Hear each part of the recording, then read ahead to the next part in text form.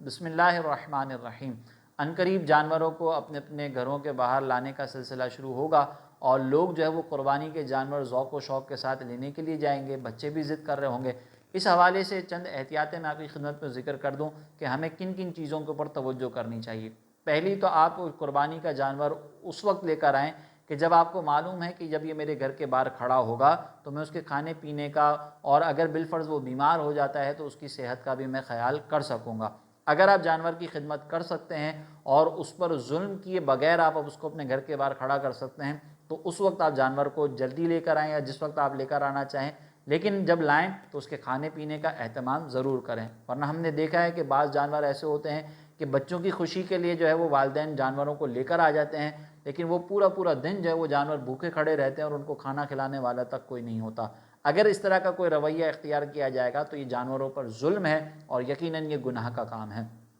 اسی طرح جانور لانے کے بعد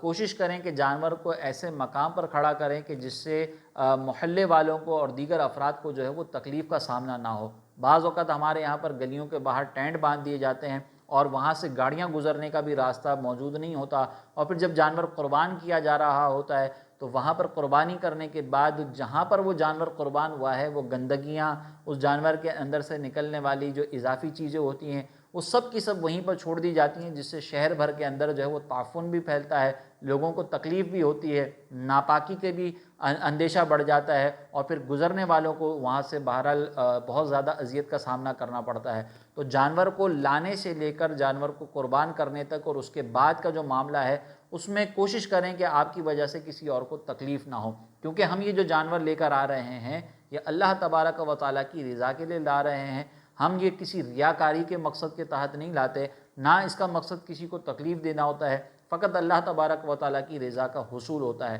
نماز جیسی عبادت میں بھی سرکار علیہ الصلوۃ والسلام دوسروں کو اذیت دینا پسند نہیں فرماتے، تو قربانی جو یقیناً نماز سے کم درجے کا